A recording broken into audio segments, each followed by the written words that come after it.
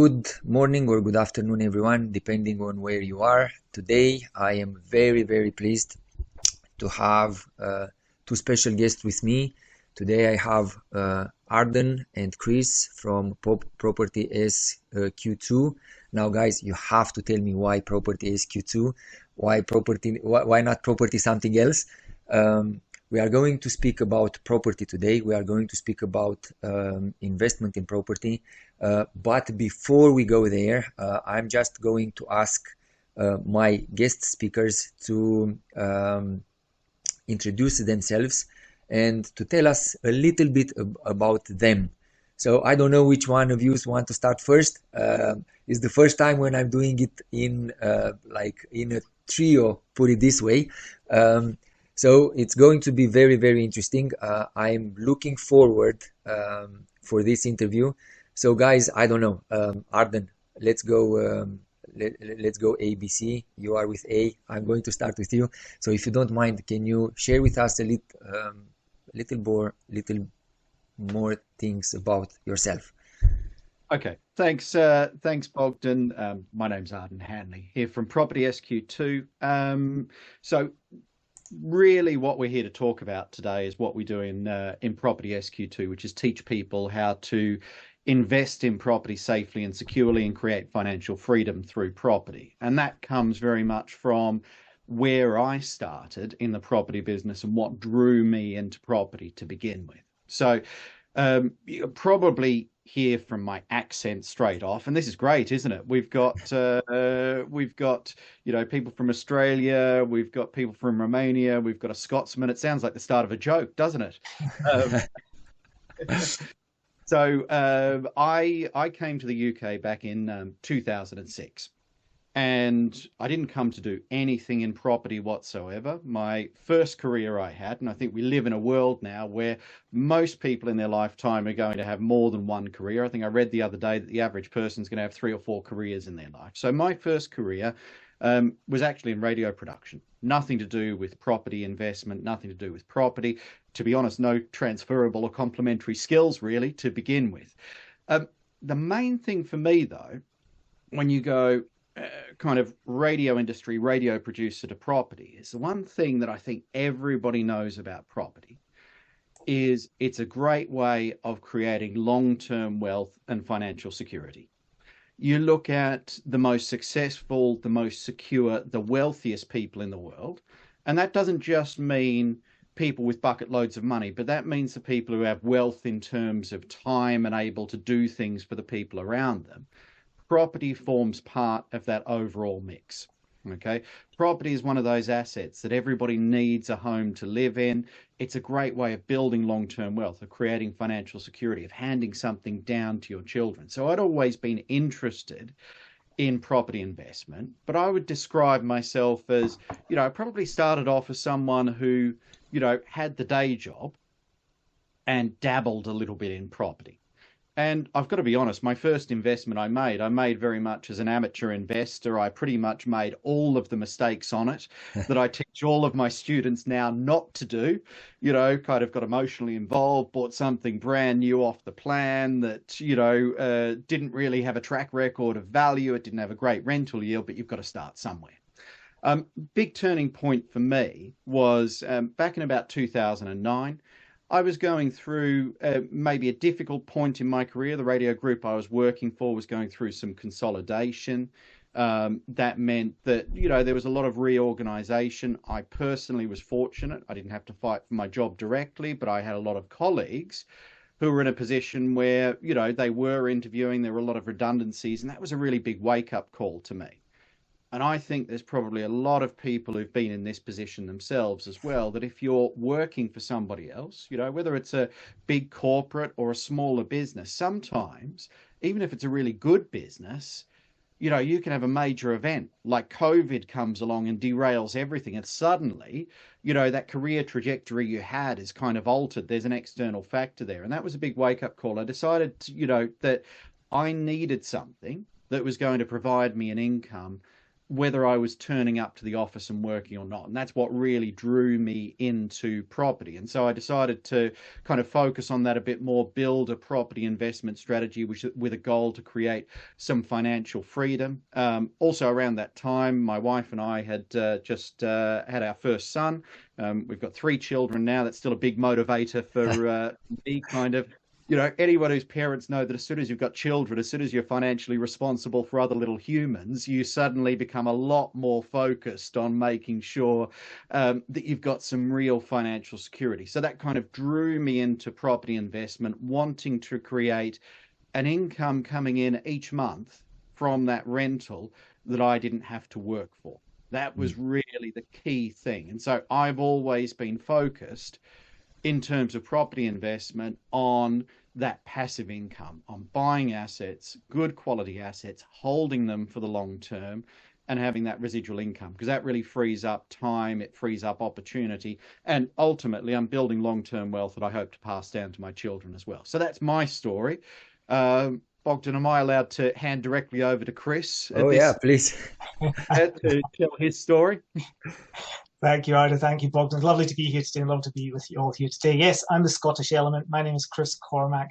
My background prior to getting involved in property investment, similar to everyone else, I was in traditional business. My main background within the business community is in hospitality management, managing restaurants. Spent a lot of time in the West End of London working there. I then migrated from there into software sales. So I've taken some pretty drastic changes in careers where some people might just stay in one part of industry. I've gone hospitality over into software sales, albeit it was linked to the hospitality industry, selling point of sale systems and stock systems to hotels and restaurants around the UK, very much the top end of the marketplace, which I thoroughly enjoyed. But prior to really getting into those industries, I'd done a part-time job, and a lady who's got friendly with in the office, she had a friend come to stay that weekend, and I said, "Oh, what does he do?" And she said, "Oh, he's retired." I said, "Oh, he must be a lot older than you." She went, "No, he's my age." I'm like, "How's he retired?" And she went to explain that he'd bought 10 rental properties, and that income was great enough for him to retire, and he was a doctor. I'm like, oh, wait a minute, what's going on here?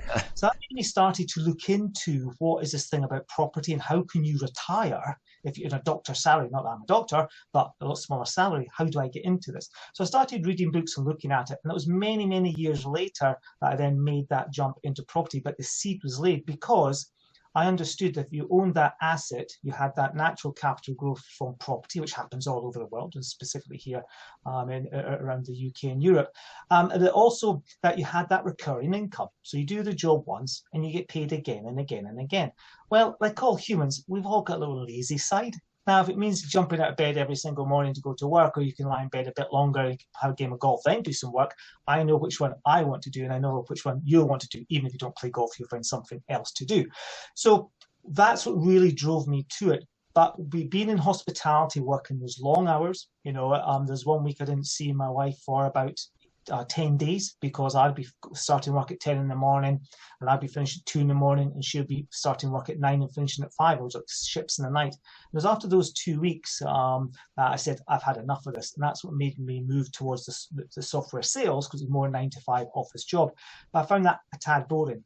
But another thing that really made me click with property was, from a young child, I never really wanted to be employed. I never wanted to be a number on a paycheck. I'm really not very good at told what to do. Welcome to the club. Yeah, exactly. And there's definitely a few times in that software company, a few of my colleagues walking in, you must be getting your P45 shortly, the way you've just spoken to the MD. In my opinion, he's making stupid decisions, and I was quite happy to tell him that because we did have that relationship. But I was definitely on the P45 track with him, just because I was getting so frustrated with it. So it was then I said, right, got to commit, let's do something, and made that move into a new industry, being property investment. And since then, just haven't been back, and just moved forward with building that. Like Arden, myself and Ros, my wife, we've got two children as well, so there's a driver and motivation there to keep on going, keep on building, and also handing them the tools and the skill sets of what they can actually go and do in life and take it on. So it's not just for myself and my wife and the kids, for an education for them to see what they do. It takes them a wee while to get their head around it, while their friends, their parents do that traditional 9 to 5 stuff. Well, our lifestyle is very different, and where we work, it's got different points to it. But again, that's the beauty of property. If you get into it, take the right direction and do it correctly with that. So that's my background and how I got involved in property and why and the drivers when you get involved in property. What were the biggest challenges you faced when you started in the property industry? Like how did you overcome them? Like, I mean, any kind of job you do or any kind of road you take, it's not easy. So I presume you had your own challenges. I don't know, like I'm just going to throw the question, and whoever feels he wants to answer, just step in. I think the first big challenge is, where on earth do you start? And I don't know how many times I've said this, but if you're going to go and start a new career or whatever it may be, if you're going to be a bus driver, you need to learn to drive the bus. If you're going to be a brain surgeon, you need to learn how to operate on the brain. You know, I don't want to get a brain surgery and have someone I've never done this before, but we'll be okay standing with a saw and a chisel in his or her hand. And it's the same here. The challenges are there. And a lot of people will try and do it what we call a DIY way. They'll flip-flop around, watching this video and that video. Myself and Rose didn't do that. We said, if we're going to do property, let's do it correctly. And we went out and found some education. And it wasn't just reading books and stuff. So this was back in the end of 2004. So there wasn't the internet to do the YouTube channels and all that stuff. And we decided, look, we're going to do this, invest in ourselves. Let's get training. Let's learn how to do this. And that will give us a system and a process to do it, which we did. And when we started creating our own systems and processes with that, because the other great thing, people think, oh, you need hundreds of thousands of pounds to get into property. You don't need hundreds of thousands of pounds. You need some money, yes, without a doubt. But there are some techniques and strategies that you can use, which we've implemented ourselves, and Arden has as well, that allows you to get into that marketplace with smaller budgets that anyone can learn to do, as long as they're willing to learn it, follow the steps, follow a system, and take the right guidance, almost like have the hand held along. What do I do now? Go and do this. What's my next step? Go and speak to this person. Make sure you've got that in place. And that's what we've learned to do, and that's what we do in our own portfolio, and that's what we teach other people to do as well. Arden, what about yourself? What do you find your challenges that you faced? Look, I'd probably echo one of those challenges was really a lack of knowledge right at the start. I kind of knew that, you know, I wasn't coming from a background in building or lettings management or estate agency, so I needed to learn from the ground up. And you know, I invested in training and education. I'm a big believer in coaching and mentorship, not just in the property industry, but in all aspects of business. If I even look back to my time when I was in the radio industry and building my career there, I was always seeking out coaches and mentors. So I very much did that at the start, and I was, you know, in the fortunate position that I got to learn from some really good people in the industry. You know, kind of learning skills and concepts. You know, taught by Robert Kiyosaki, by Martin Roberts, working with some of the trainers that they work with as well to kind of grow my knowledge base. So I had to grow that knowledge to start off with. One of the other things that I found then was. Once I had the knowledge and I kind of knew what I was looking for, I started from a fairly limited capital base. And this is one of the things that Chris and I kind of look at now when we're training other people in property investment. It very much comes from where I started, where we both started, that I didn't have enough capital to just go out there and say, yeah, I'll have 10, 15 properties straight off the bat. I needed to do something active to generate capital. So I did some capital building strategies. I raised some private finance. I looked at ways of putting together deals and structuring deals that by bringing the skills, the expertise, the knowledge and the opportunity to the table, you don't need quite so much money. So that's things like rent to rent and sourcing, which we now teach other people how to build those businesses. So that was probably one of my biggest challenges right at the start, was building up that capital base to kind of, you know, be in a position where I really could generate that passive income. And what that means, and this might sound like, well, hang on, it sounds like you were working pretty hard at the start. Now you're talking about financial freedom and passive income. And The honest answer is at the beginning, I did work really hard. Mm-hmm. But the difference, and I think most people who've been in business know this as well, there's a difference when you're working really hard to grow your own business. And you can see that light at the end of the tunnel, that the steps I take today, the hard work that I put in today means that I'm going to have an income stream for many years to come. I don't need to repeat that hard work. Where when you're working for somebody else and, you know, that security of a job or a paycheck, lots of people like that, but you're building somebody else's business, you're building somebody else's dream, and you're going to hit that ceiling that you can't go beyond. So, you know, I think that hard work at the start to build some capital to give me the fuel to grow my portfolio, I'd do again and again. And I think it's a really important start in business. Put in the hard yards at the beginning and you get the dividends for many years to come. Like when I started my journey, you know what, like you've mentioned it a little bit, and same with you, Chris. A few years ago, I was talking in my job, like I started my project, but then financial circumstances made me to go back to work for a big company in Ireland. And one day I opened my YouTube, and then it was an interview with the CEO and the owner of the Ali Group. Ali Group is one of the biggest groups in Asia. And like on the interview, he said something that struck me, and then immediately I went to my manager and I said, look, here is my what you call it, my resignation, because I want to quit the job. And he said, I'm doubling you the salary. And I said, no, you don't understand. I quit, and that's it. And like what he said in the interview, he said that if you don't work to build your dream, you will work to build somebody else's dream. And then I said, no, I'm not that person. So I went straight away into the manager's office and I said, look, here is my resignation. Yeah. Now, it's amazing how these things can just trigger you to take a different path, different action. Yeah. So can you describe the defining moment in your career when you took that decision? Like when you said, no, enough, it's enough. Today is the day, I'm done. It was like, did you had a moment like that? Yeah. I mean, I know my defining moment. So when we decided to go and get some education, obviously we were still working at that time, and it was while I was getting that education on one of the training events, and I just said to myself, if I'm going to do it, just do it. And it just clicked a wee trigger in my head, and I went back in to that training room with a different mindset. And just from that moment, started taking, even though it was a weekend, started making calls to people, estate agents, and all this stuff. And it just carried on from there. That on that Monday, it's totally lost focus at work. I was just thinking property, how do you find these deals, taking the action to do that. I was fortunate enough because at that time I was working at home because we just recently moved back up from being in London back up to Scotland.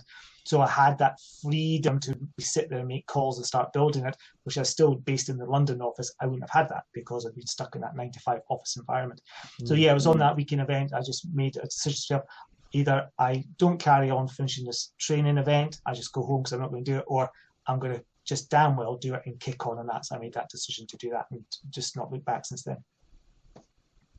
Yeah, I have this thing that I do with myself from time to time, and it might sound a little bit nuts. Certainly it does sound slightly nuts sometimes when I'm coaching or mentoring people, if they've got a little bit of a block on, you know, kind of taking that step and maybe implementing what we're working on. So I found that the way my brain works is if I create a problem, and I mean a problem in a business sense, because the job of being in business is normally to solve a problem. You know, you fix a problem, and generally that's your path to making money. If I create a problem, then my brain kicks in and starts working on how to drive forward. If I don't create the problem, I'm liable to sit there and just think about it and ponder it for a little while, and maybe not. So the big defining thing for me was I had to decide I'm going to go out there, I'm going to build a property portfolio. I'm not going to sit here and read another book or think about this for a little bit longer, or, read an investment magazine, just scan through Rightmove and Zoopla and kind of dawdle around property. I'm actually going to get out there and kind of look at property. And part of that was spending some money on, serious money on some education and training and mentorship with people who've done it before, because it's amazing how some of that financial investment motivates you. But the other thing was, for me, was really getting out into the marketplace and looking at a bunch of properties and saying, this is an investment in my future, creating financial freedom. So if I look at some of these properties, if I start putting some offers out there on these properties, well, actually, if I've offered to buy somebody's house, I have to do this now. I'm very much a believer. If I make that commitment, I have to do that. And that might, I don't want it to sound flippant, but I've found over a number of years that the way it works is I've got to almost start doing something, burn the boats behind me so that I have to do it, and then I get motivated to go out there and make it happen. So that was, it's that trigger point was kind of paying for some resources to teach me to do it. But the other thing was almost that act of, those first couple of property viewings in the marketplace, and that shift in your mind where you say, I'm a property investor. I'm not just interested in property, but I am a property investor now. The only difference is maybe I haven't got that first deal across the line, but I know it's going to happen. That was a big important thing for me. Visualization. Exactly. Now, you didn't answer to my initial question. Why Property SQ2? I tried to figure out why SQ2. I couldn't figure out why. Where is S coming? Where is the Q coming? Well, 2, I might understand why. So can you please elaborate why? Well, I think it'd be great. We should come up with a really awesome origin story, shouldn't we? About, some sort of, crazy night that ended at, 4:00 in the morning over drinks, This epiphany. This epiphany and everything like that. Look, Property SQ2, there's 2 of us involved. We also thought, property squared, looking at it from all angles. It's kind of a mathematical term. So from the square it's coming from. Yeah. Figure out where it's coming from. And apart from that, we thought it kind of sounded a little bit cool, and people would ask questions about this like this, so it would start a bit of a conversation as well. So, that's kind of where it came from. But unfortunately, it wasn't at the end of some night that finished with an epiphany at 4:00 in the morning. I think it was about 10:15 on a regular Tuesday morning, and we went, yeah, it works. I'm happy. Yeah. We can understand people call it Property SQ2, but it's that or Property Squared being the mathematical equation. So it's either or. We don't mind as long as we are talking about the name and people know what it's about. It doesn't matter what people call it. Yeah. Now, what motivated you to start Property SQ2, and how did you identify the need for property investment education? Now, this is something I will need to take. Like, I will definitely take a course. I had a chat with my daughter, and when she heard about the interview, she said, "You know what? I was thinking." Now she will be 18 in a few days, and she said, "I am lazy, and I am thinking, on what ways can I become financially free?"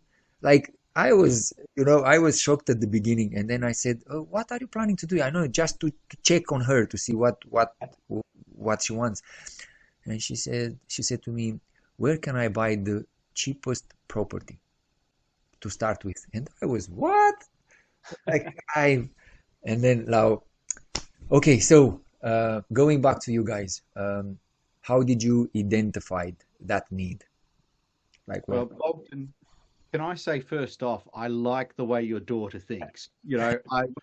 I think Chris probably thinks the same. I wish that I hadn't been, kind of closer to you know, closer to that kind of 30 age bracket when I had that insight. If I could have had that insight around the age of 18, I think of how much further I could have gone in this business. So she's doing really, really well to think that way. And if she wants some help with it, we're here to help her, absolutely. So, I mean, I think probably one of the big things for us with teaching people about property investment and how to do it correctly is um, I think it's really important when you're making a big investment decision like that, because let's face it, property does cost you. You know, it's not one or two zeros at the end of it, it's multiple zeros at the end of it. So you need to know how to do it properly. Okay. That's really, really important because there's some really great rewards, but like all businesses, there are risks in property as well. And so you manage that risk by knowing how to do it effectively. And so we wanted to put together some really high quality training, core principles that show people how to invest safely, securely, how to correctly analyze risk and reward, how to do it for the long term.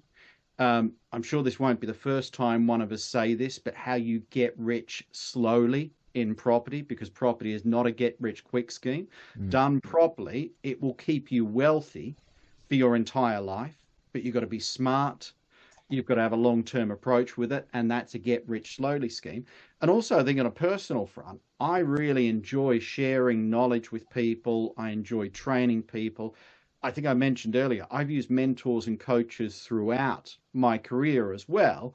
And so I'm a big believer in getting back and mentoring, coaching other people. And I get a huge amount of fulfillment in seeing my students' business grow as well from doing that. I know you get a similar kind of buzz from doing that as well, Chris, don't you? Yeah, absolutely. I mean, we've both been doing this for a while. I've been mentoring people now since 2007 and teaching them, training them how to build portfolios across all the various strategies in all parts of the UK. So the experience, so for ourselves, we decided, well, look, we've got this experience. Why don't we put a business together? Because we've always got we met through property, not we weren't friends at school or we met in business. We met in the property industry, became good friends.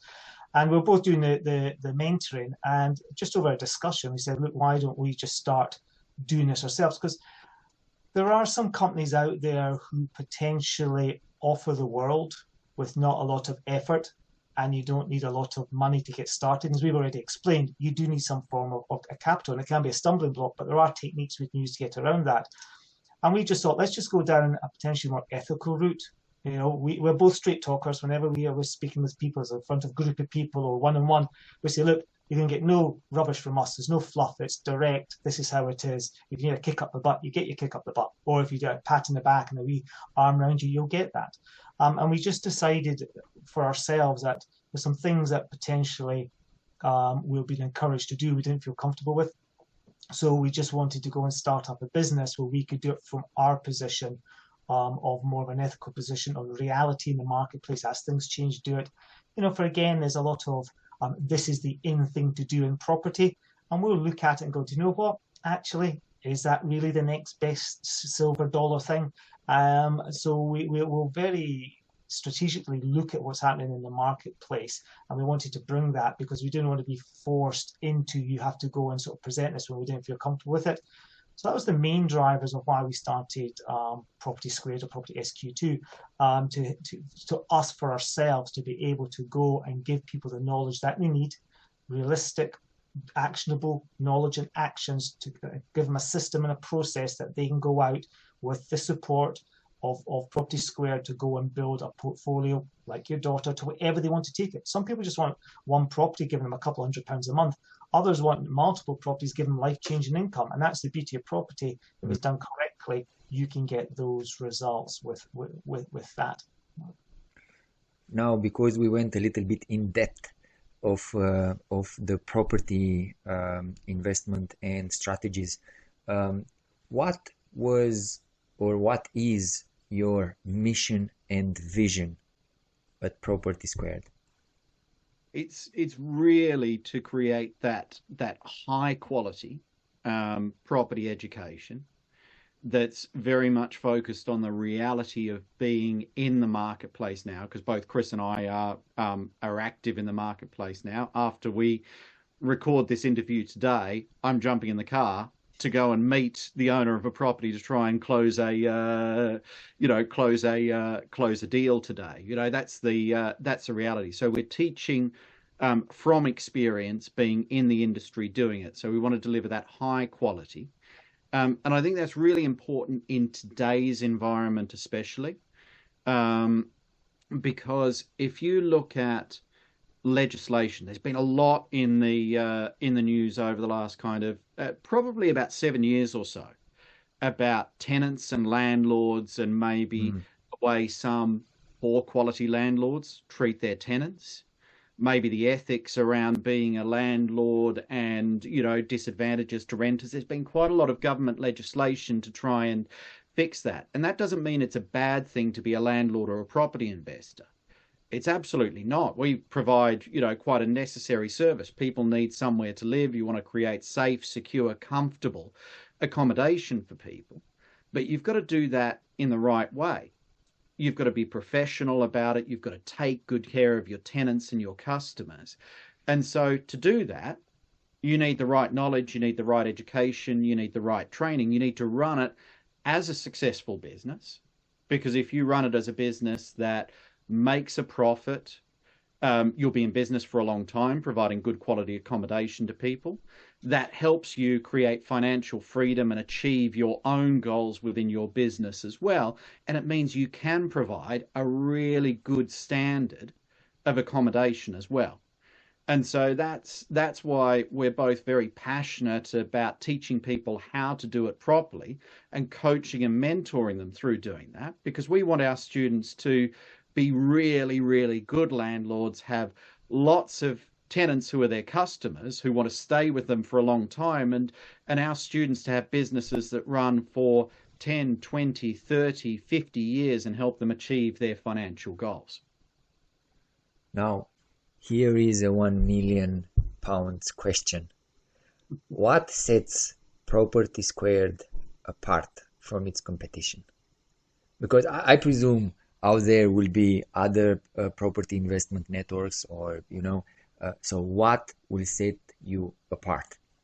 You kind of touch it already, but yeah, absolutely. Look, it's not Chris and I. It's not in our DNA to go out there and criticize or put down anybody else in the industry. It's a big industry. Good luck to everybody out there. But where we come from is experience.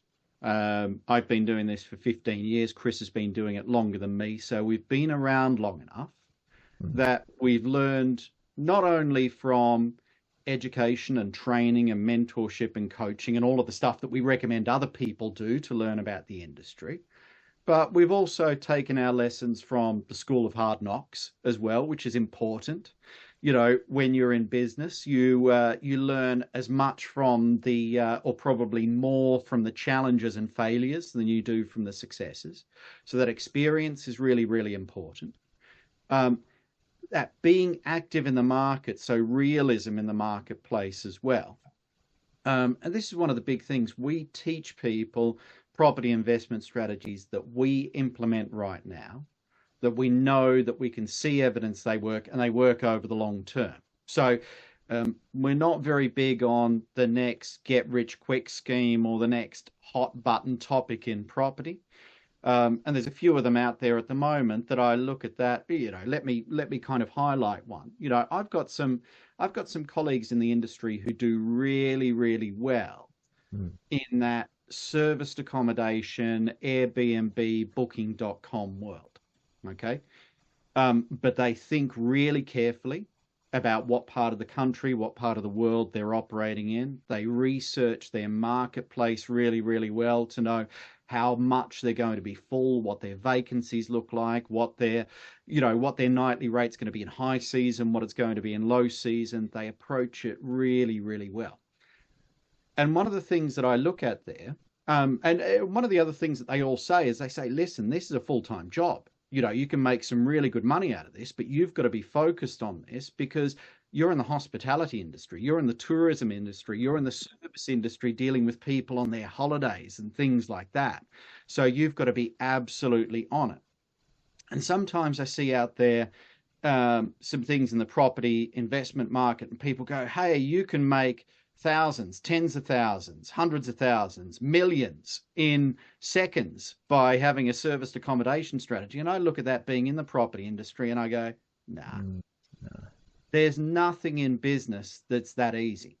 Okay. Now, don't get me wrong. People make money out of serviced accommodation. Done right, it's a good strategy, but it's one that Chris and I don't teach because we look at it and go, that's not passive income. That's being involved in property and having a really well-paid job in property, but having to work at it. You know what I mean? Because it's hard work for the money that you make. So we teach strategies where, I'll come back to this point. It's get rich slowly. It's passive income. It's a repeatable process. It's a market that, it's established, it's known. You absolutely know it works. It's not something that's here today, gone tomorrow. That's probably the big thing is, we very much bring that realism. Chris said it earlier. We're very, very straight talking about this. There's no fluff. We talk about what works. We talk about what doesn't work as well, so that we make sure we give the best value to our students.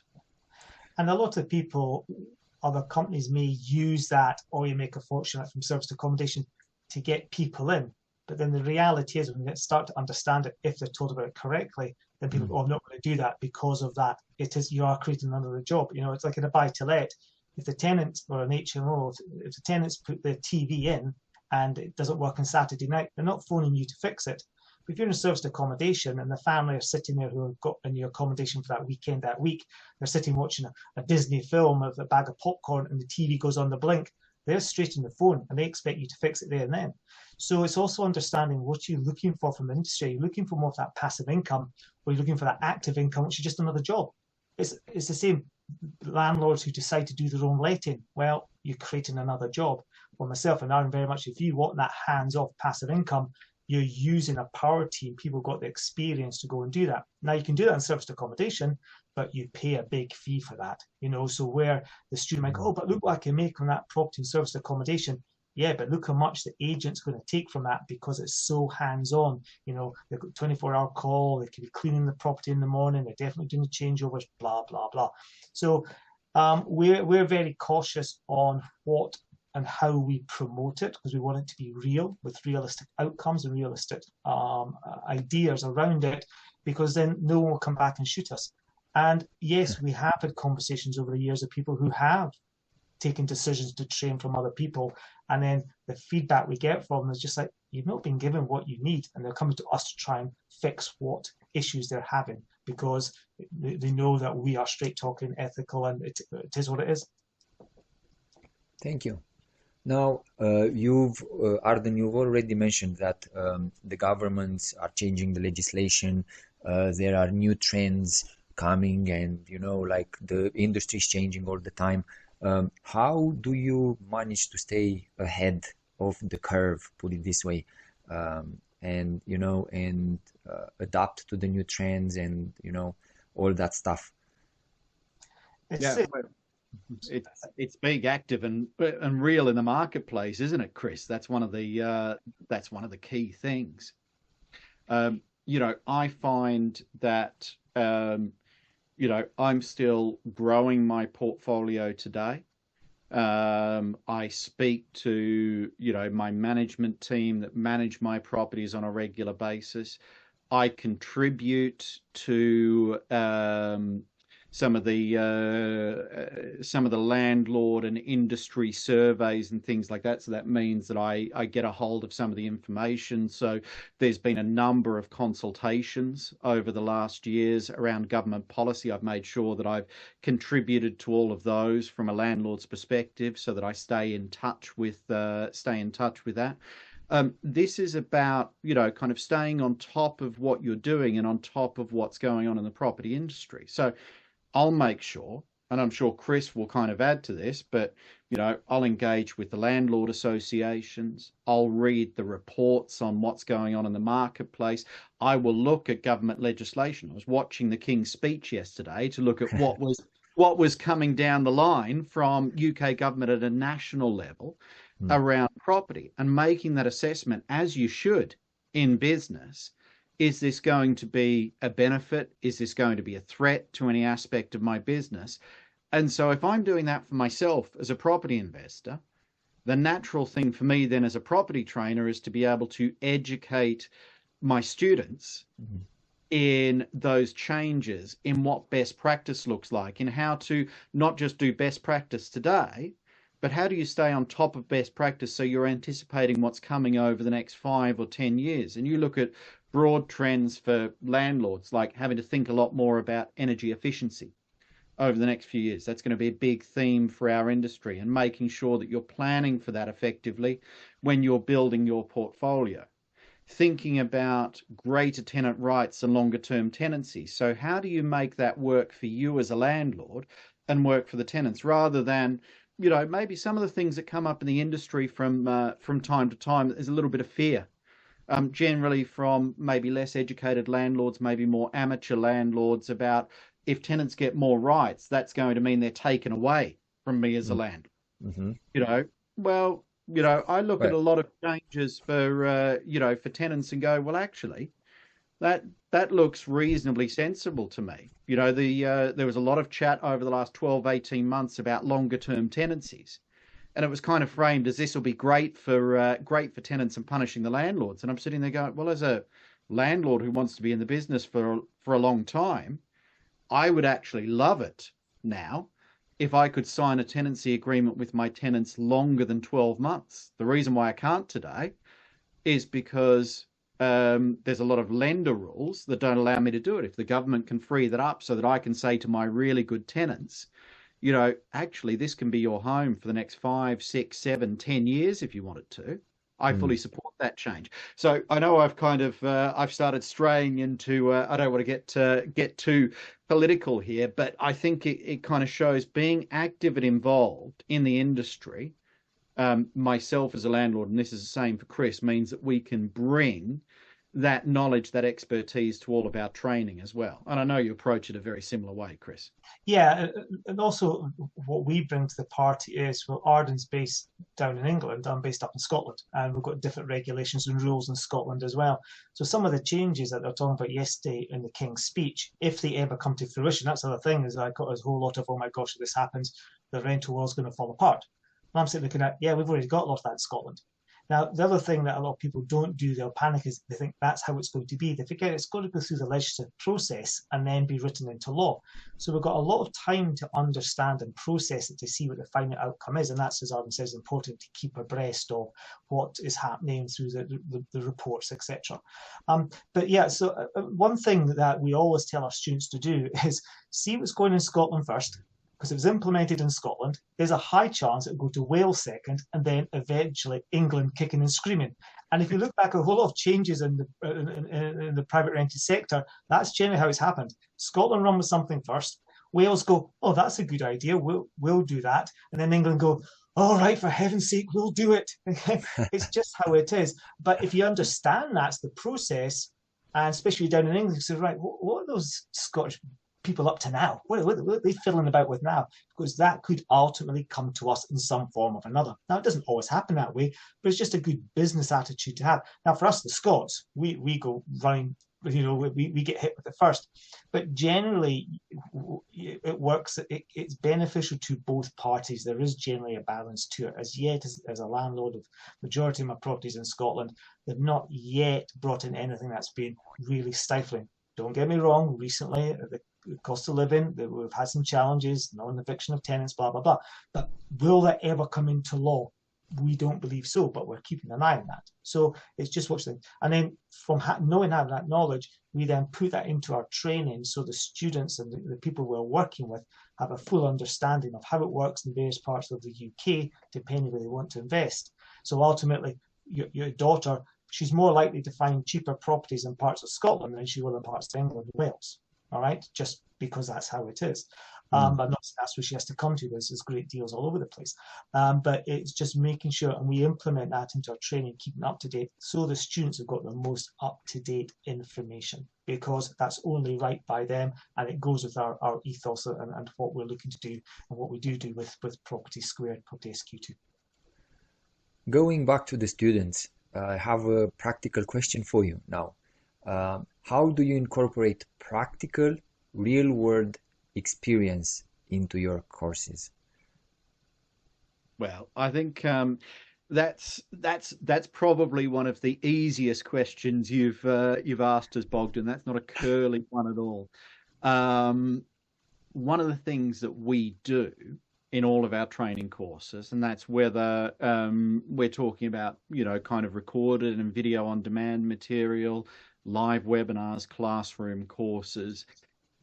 We've found over the years that one of the best ways to teach someone about property investment strategy and to really highlight the reality of it, but how it works and how you apply this, is to teach from experience. So, let me give you an example. I can teach the strategy around what you need to do a title split, to break down a block of flats in England or Wales.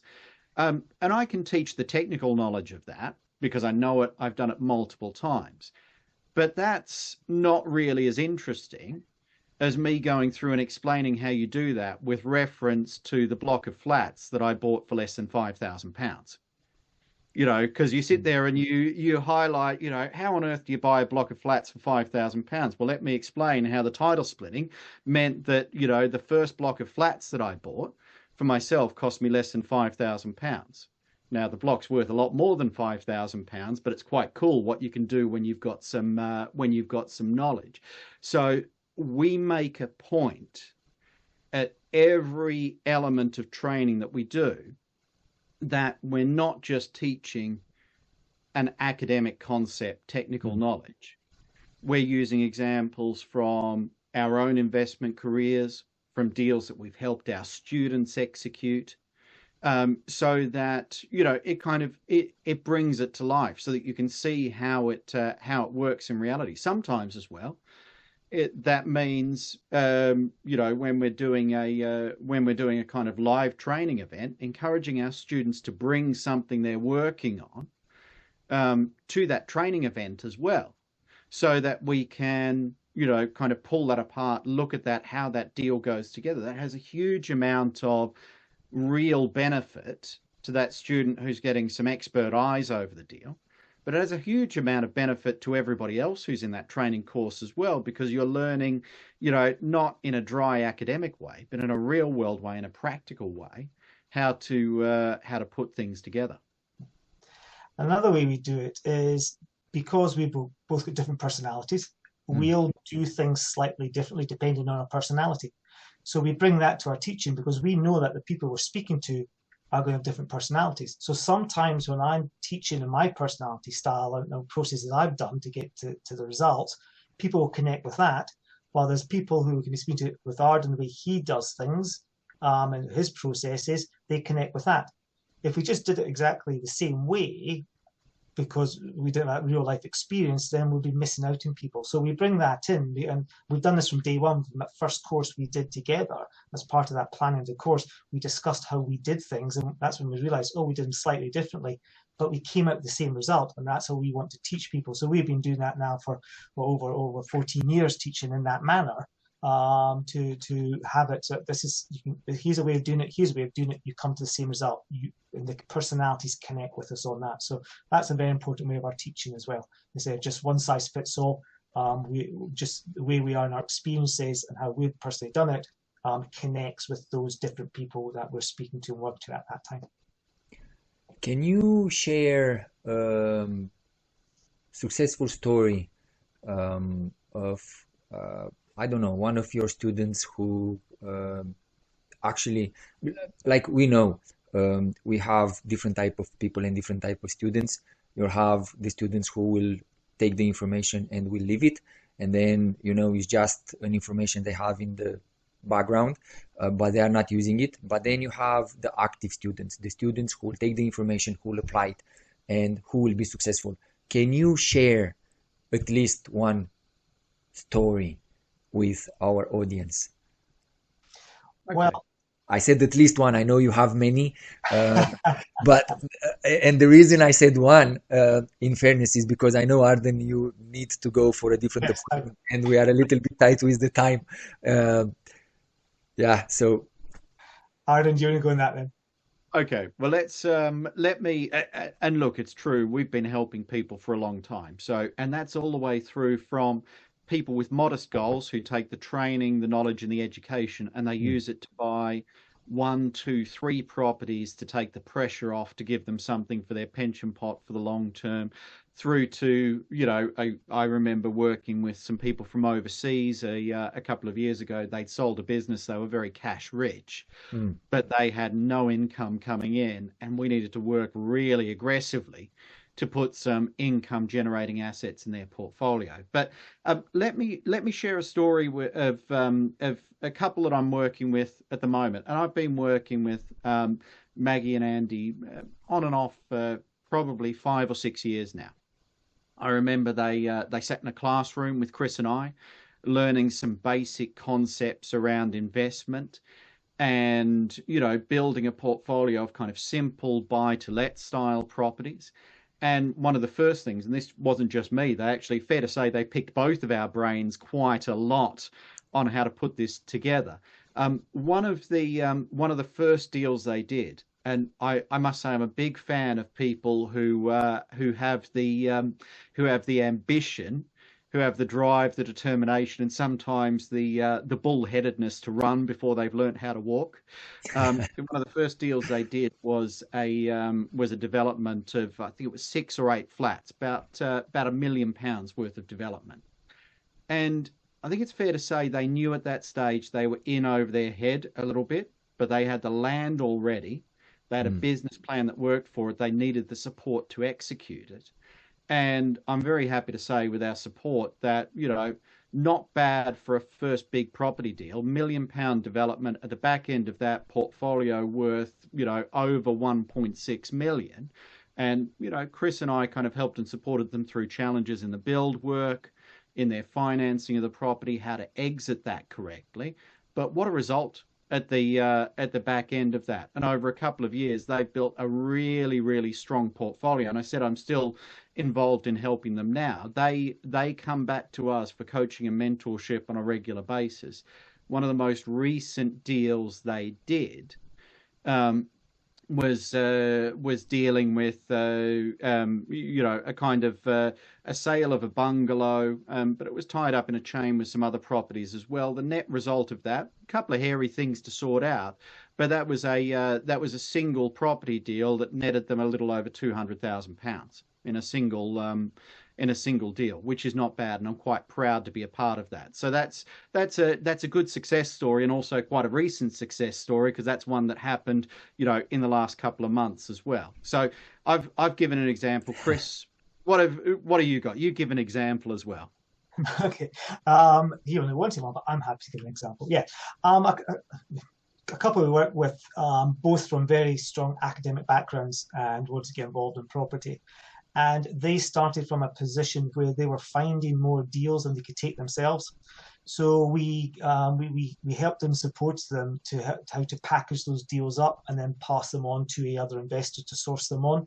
And after working with us and going through our training program and that particular strategy, in the first year, they actually sourced on an excess of 50 properties in the first year. wow. And that's big income. And they're not the only one. We've got lots of students who've done that, but you've only asked for an example. But yes, so we have the results there, and all these people are happy to talk to people about it. They're very open about it because they've worked with us. We've shown them the process, given them the systems, and they've gone out and actioned it. And that's just one of the results. Another chap, I got an email from Chris. I can't believe it. At the weekend, I've just moved on 4 properties that I got to source on from my laptop, sitting watching American football on television. It's just like, I can't believe this.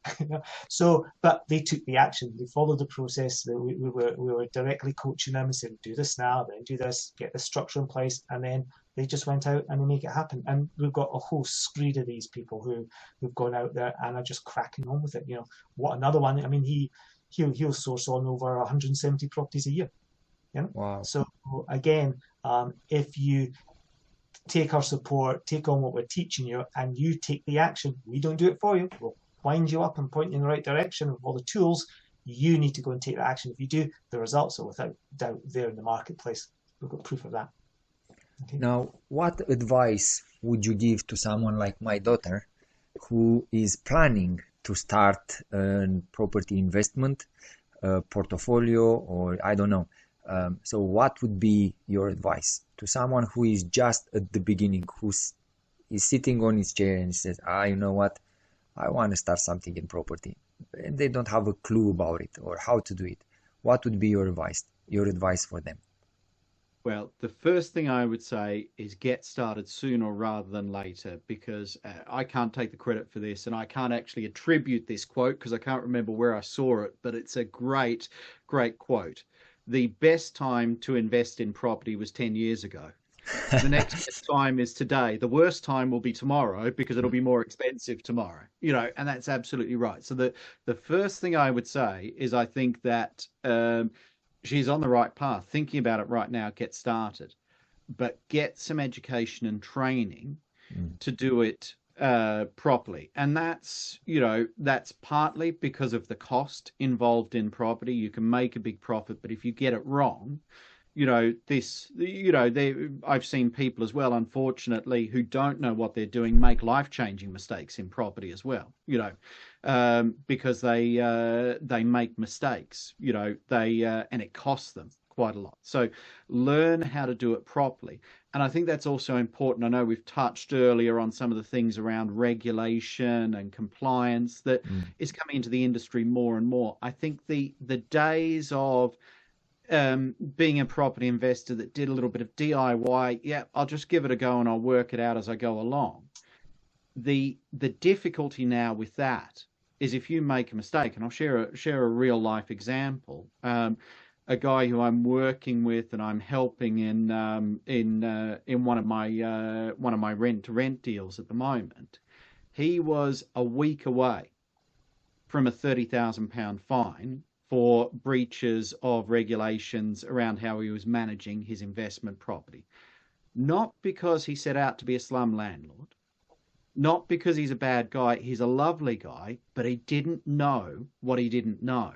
And, you know, there were some simple things that he wasn't doing correctly, which were causing some issues with how he managed the property. Now, thankfully, I managed to get involved before that happened. I've managed to guarantee him a certain amount of rent. We've got a deal that's running for about 10 years on that. He makes some money. I make some money out of that every month.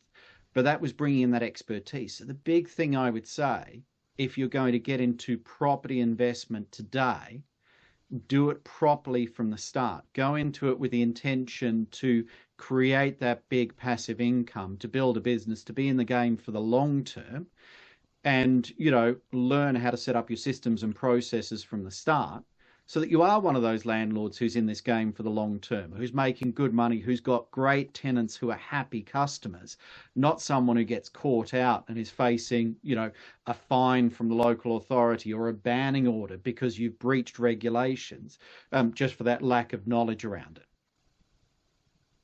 Thank you. Now, I know, guys, you have, like we all have in today's age, a busy schedule. How do you balance your work with your life, family, hobbies? How do you manage to manage your time, put it this way? I think really it's just because obviously you're based at home doing this when you're not out and about like Arden. I'm about to head out to go on the properties to get a 3-year guaranteed contract deal signed up on the property. It's just making sure that when you, within your schedule, when you schedule that personal family time, that's what you do. Now, of course, like anything in life, there can be some curveballs. But the majority, as I said, is just schedule it out and just say, no, I'm sorry, I can't do that at that time. I can do it then. And it's even more so when you start off and you're doing your full-time job where there's less time. That's when you've got to be really strict about how you do your time. Someone say, no, no, I can only do this time. You need to change your schedule. That's as an entrepreneur where you have to be strong. Now, sometimes at the beginning, you do need to be a bit flexible. But as you start to build that momentum in your business, then you've really got to take control of it and say, no, sorry, I can't do that time. I can do this time or that time, because you don't want to miss your son or your daughter's event at school or the family party, whatever it might be. You've got to make sure you are doing those. Otherwise, you can get burnt out very quickly, especially spinning those plates with a full-time job when you start, which most people will be doing when they start. Yeah, absolutely. I would say the other thing I would add to that is I invest a lot of time, I know professionally, in relationships with good people to work with.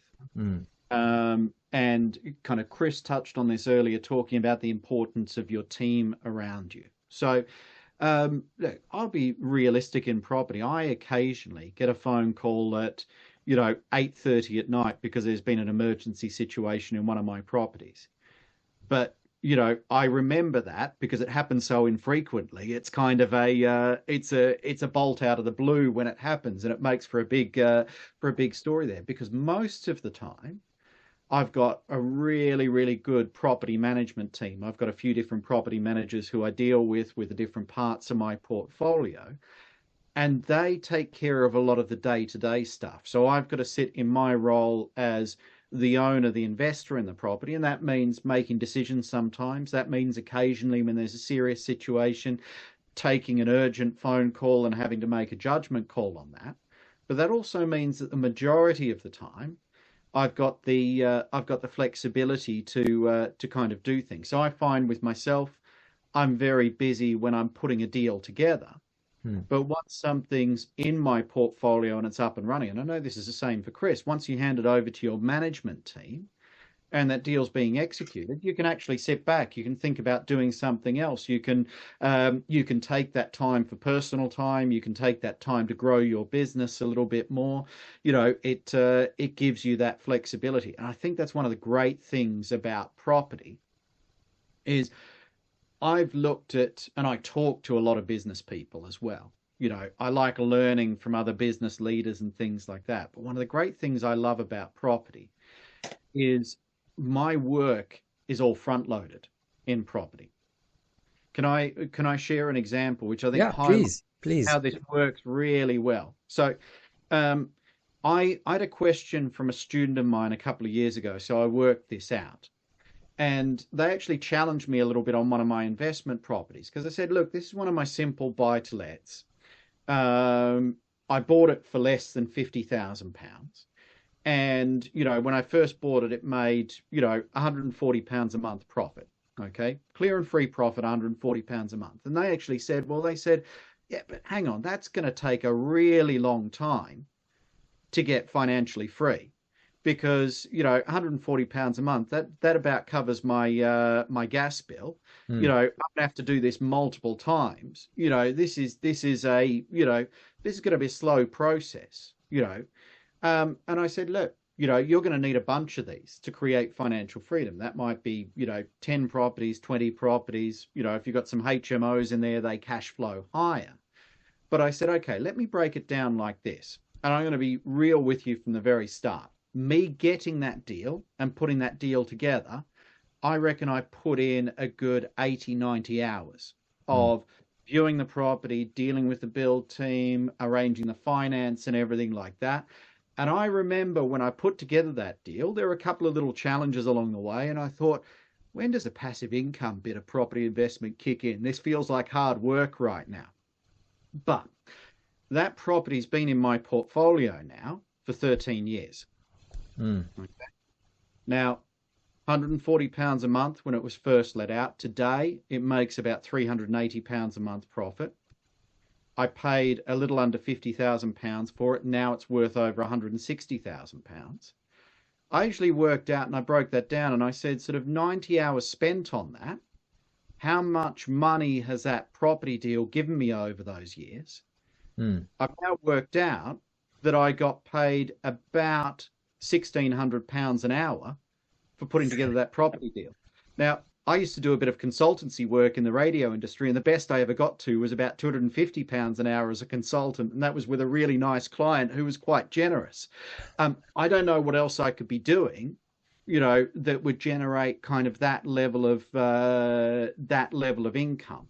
And that's what I mean about the work being front loaded, because I think about that afterwards. I've only had 3 tenants in that property in 13 years.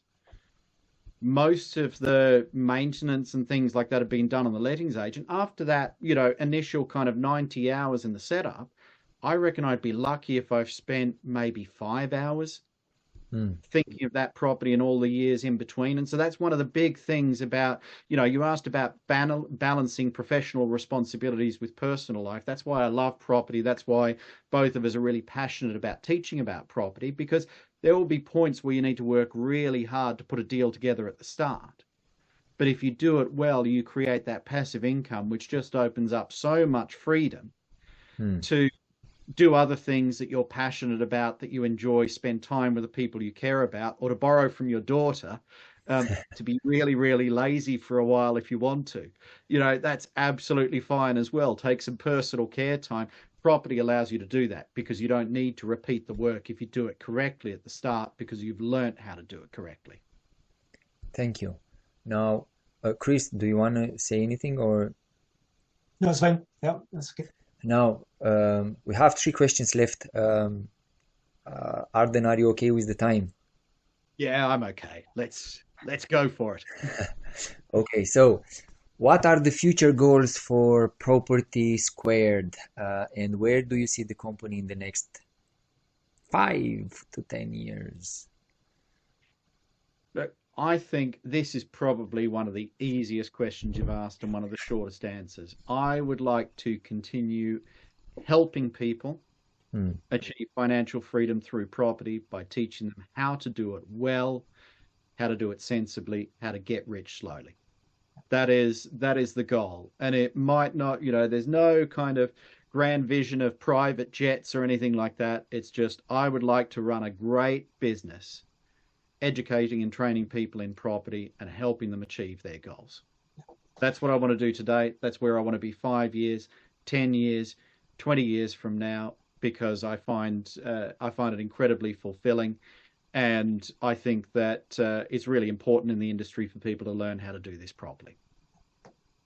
Yeah, same with myself. And it's working with those people who are happy to take the action so that they can take the knowledge, systems and processes that are help and support to go make a massive change in their life. And, there's many people as possible doing that, as long as it's been done from a realistic standpoint, that we're not promising the world that you can sit on your couch, think about it, and you're going to make a fortune. You're not.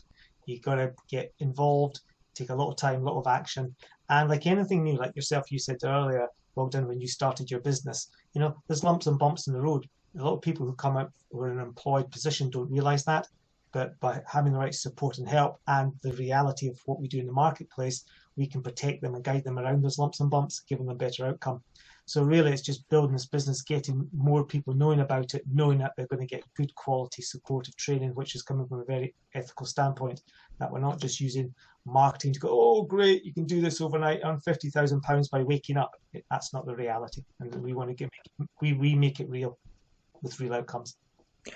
If it would be to invest anywhere in the world, anywhere, like in the world, where would you invest and why? Like excluding UK now, though. Oh, You are already there. You are already there.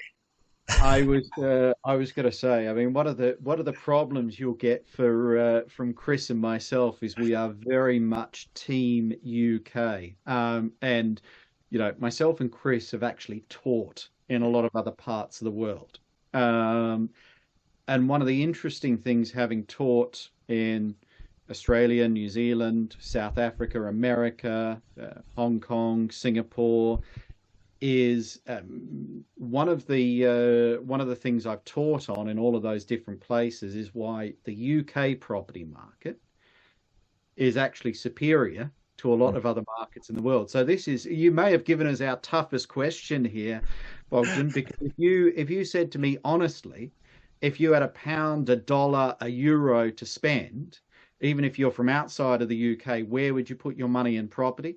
My money every single time would be on the UK property market.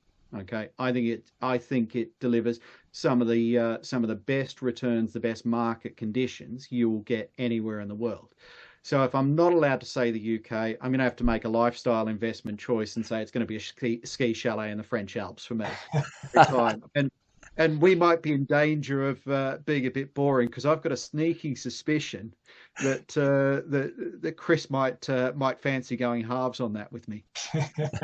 Both very keen skiers. As Arden said, because we have travelled the world, presented and mentored international investors in the UK. So they've wanted to come to the UK from your Hong Kongs, your Singapores, New Zealand, Australia, South Africa, and across Europe, because in their home countries, there can be so many restrictions that does not allow them to do it successfully, or it's not part of their culture. Well, in the UK, it's very open for that. Now, ultimately, there could be some places closer to home, potentially, like a Spain, you could consider, but it's the same as the UK. You need to make sure you're surrounded by the right team who know all those local rules and regulations.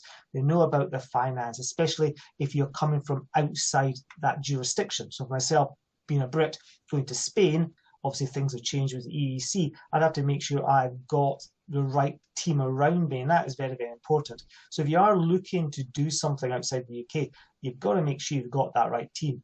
And whoever's telling you about them, you've got to do your own due diligence to make sure that they can do what it says on the can.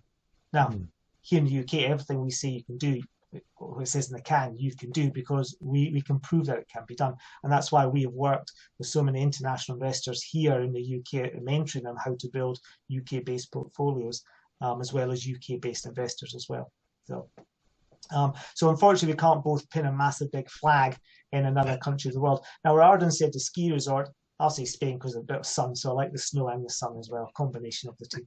Sun, yeah. So you can change during the from time to time. You can go to the mountain view, and then Arden you can come to the sea in Spain. Exactly. Yeah. Now, guys, can you share one of the most interesting or unusual property deal you've ever been involved in? Like, I mean, come on, you have to have one. Yeah. I think for myself was the first property deal where we discovered the model of free land. So we went to a site, and myself and Ross, we ended up buying the site. We converted the outbuildings into 7 cottages, sold them off, and then there's enough land there that we went, took that off in its own legal entity, and then we put planning on it, and we then sold that. And that land was free land, because the outcome of the deal of selling the 7 units paid for everything plus profit, and we sliced it off as free land. So that's probably most unusual when we came across that. There is free land in the UK if you find the right deal and structure it correctly. So that's probably that's an eye opener for us when we did that deal. I would say probably my most unusual and interesting deal was also probably at some points one of the longest and most frustrating deals, and this was going back a few years ago. It sits in my portfolio now. Myself and a business partner were looking around for a development opportunity, and we came across an old church hall. Okay. And this old church hall had some planning permission in place for some flats in it. And we thought, right, that looks good. We'll build the flats. We'll do it up. We got some nice value at the back end. This will work quite well. And made an offer to purchase the property, which is about 180,000, I think. This was a property up in the north of England. It certainly wasn't in London. And it's a big old lump of building. There's almost 300 square meters in this building, so it's a big chunk of building. And what we actually found out over the course of doing that property deal was the owner of the church hall, the former church hall, didn't actually own the land at the back of it, where the car park was supposed to be. So we couldn't put the 6 flats in the property. Now, we didn't discover this all at once. This was actually flagged up. This is the importance of having a good team. This was my solicitor who flagged it up. She actually retired about 3 weeks after she finished doing this deal for me. She did say to me that it wasn't as a direct result of tearing her hair out from doing this, but I'm not quite so sure. We were in legals for 18 months on that, trying to work out a way to make this deal happen. So it was really running the gauntlet. And in the end, we actually purchased this big lump, 300 square meters of property for £40,000. Wow. Because the planning permission for it was essentially worthless. Now, you buy a property for £40,000 that big, the job becomes what do you do with it? Now, that property today sitting in my portfolio is now a 12-bedroom HMO. When we restored that building, we were able to retain some really nice period features, with it being an old church hall. The building's been standing for well over 100 years. It's got some great stone walls, almost half a metre thick. It's a really, really lovely building. But importantly as well, from thinking about how to put that together, it was turned into a large house in multiple occupation, 12 bedrooms. And it makes a couple of £1,000s a month profit as well. So that was interesting, unusual, challenging, but ultimately in the back end profitable, which is the most important thing when you're going into a property deal too. Now, thank you for sharing those stories. Now, there is a story. Now, people are changing that story, from it really depends who is going to share it, but it's a story about Jeff Bezos, and in one of his Amazon buildings, robot broke, and he looked for a mechanic to come and fix the robot, and a guy came, he fixed the robot, and then when he gave the invoice was 10,000, and then he went crazy. He said, "What, 10,000? Like, why should I pay you 10,000, And then he said, well, for using my screwdriver, it's €1 or whatever, £1. For changing the screw, £2. And for the knowledge of what screw to change, 9,900 and whatever it was, And he said, okay, go into my office, and he was paid straight away. Now, what I'm trying to say is now this is for our audience. Now, if anyone, guys, if you are looking to invest in properties, at the beginning of my journey. I started 2 years ago. After I've done a huge mistake, I had some money. I wanted to get a mortgage in Ireland. It didn't work out. It was a derelict property, so you will know what that means. But it was a very good deal. Like in the back garden, there were about 3,600 square meters of free land, put it this way, and with another 3 properties so it was the house, and then it was 2 other buildings in the property, and we were looking to build 2 or 3 houses there to rent out, and we had a plan, but it didn't work out. And I've got pissed off because it didn't work out, so I went to First Garage and I've bought one of the nicest cars, and I paid 60 grand for it, and I've lost about 20 by now, and that was one of the biggest mistakes I ever done. Instead of building my financial freedom, I've built my financial yeah. So now Arden and Chris, they have over 15 years experience in what they do. They know what screws to use. They know how to do it. I am definitely going to sign in because recently I've bought an apartment in Spain. So I have it. I don't know what to do with it. Yeah. So anyways, my daughter wants to start as well. So my advice for any of you who are at the beginning of your journey, they have the tools, they know how to do it. use them because I am going to use their knowledge. Thank you very much, Chris. Thank you very much, Arden, for taking the time. Like it's about an hour and a half now for this interview. You shared valuable information for us, for our audience. If you want to say anything before I'm going to end the meeting, please feel free. Well, first of all, thank you very much for having us here today, Bogdan. Thoroughly enjoyed it. It's great to be able to speak to yourself and those who are watching it in the magazine. And of course, we look forward to working with anybody who wants to change their financial position with the power of property, building a strong asset base and strong monthly recurring income. We can help them get that set up and running. Yeah, it's been an absolutely pleasure talking to you today, Bogdan, and being able to share a little bit about what we do. And we're looking forward to helping you and your daughter, and also a lot of the audience here achieve their goals in property. Thank you very much.